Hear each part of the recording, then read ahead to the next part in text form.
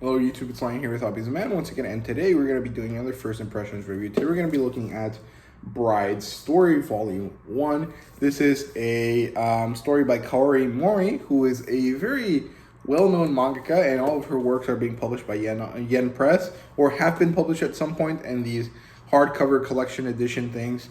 And I think most of them are actually kind of hard to get nowadays, but Bride's Story is still relatively easy to acquire, and it's in print everywhere. And like I said, it's published by Yen Press, as you guys can see right there. This is what this first volume looks like. This is the slipcase, or the dust jacket. There you go. This is the proper book. I would have really liked something embossed here. Like, I think something with this gold foil embossing would have looked really, really nice on here. Maybe just some very basic, like, Turkic kind of designs. Would have been nice, but it doesn't really make too much of a difference. And the inside has these really beautiful red intro pages, and then there are no color pages in the story. Sadly, I think it would have been really benefited from that. And if it was already a hardcover and it was already $17, it could have just gone ahead and charged us $1 or $2 extra and just put in some color pages. But there you go. Let me grab the dust jacket and then I'll come back. Okay, so there you go. The demographic here is seinen, and the genres are historical, romance, and slice of life. This is a historical slice of life. You're basically following the day-to-day situations that a family of Turkic people in the middle of the kind of, I don't know, it's not Middle East, but it's not Far East either. It's kind of like the steppes of the middle region, under Russia-esque kind of places. And you follow these two families. Well, you follow one family who is in conflict with another, and the reason for their conflict is kind of like the driving force of the story. So, yeah, it does not have an adaptation, which I think is kind of odd.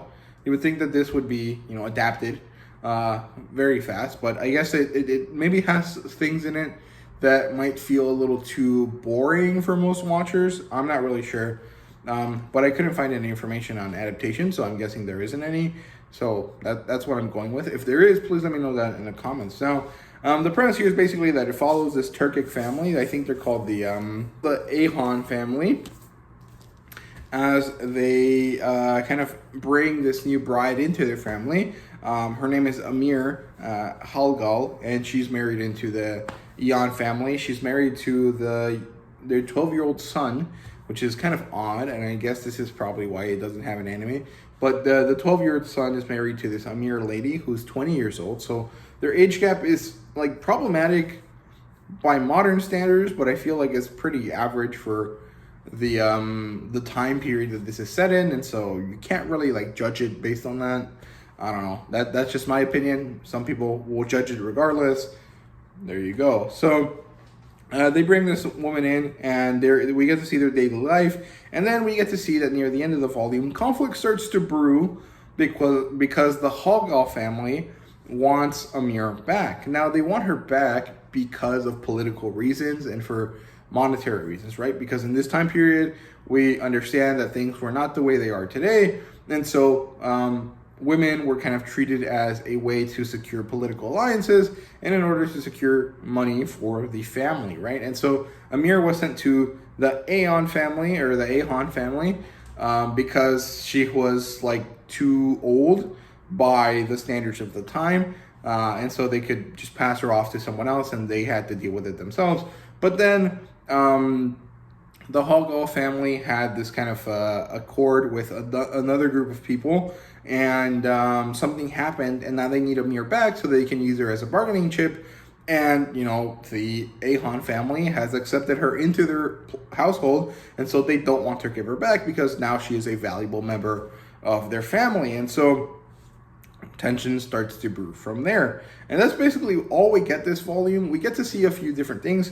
We get to see Amir kind of integrate herself into the family. We get to see the family care for Amir, and finally, try to fight off her family when they come back to get her. We get to see that Amir is very different from these people. These people have finally settled down and they live a more agrarian type life. And Amir still comes from a family that is relatively nomadic by their standards, right? Her family is only nomadic during the summer, but that is still enough to cause her to be slightly different culturally from the Ahon family.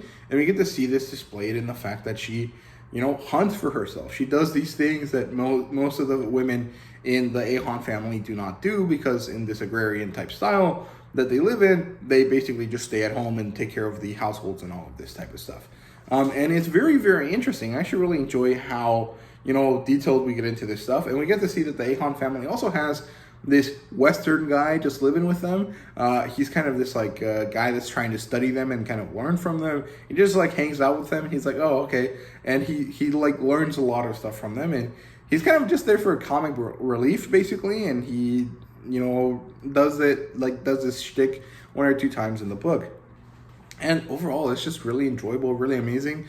It's not like a high octane, action series, but it's a very pretty, very beautiful kind of slice of life. And I personally really like it because I grew up in going to school with a lot of Turkish people, and so I have a very kind of big interest in Turkish people. And these guys aren't Turkish in the from Turkey sense, but they are kind of Turkic in general, and so it's kind of interesting that I get to see some things that are similar to what I know about Turkish people and some things that are quite different. And I also read this book about Genghis Khan when I was in high school that really impacted me. I just was really interested in the story of Genghis Khan, and Genghis Khan was a Turkic man from these kind of regions, so it's very interesting to see kind of all of these things in a different light with this lens of Japanese people. So it's very interesting. I really like it.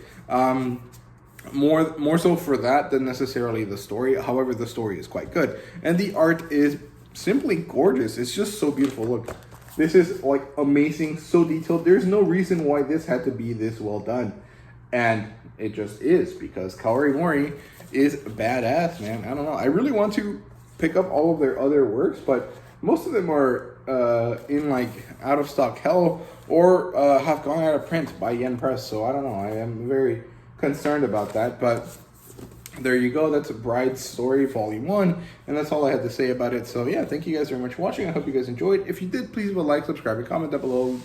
Do all of that stuff.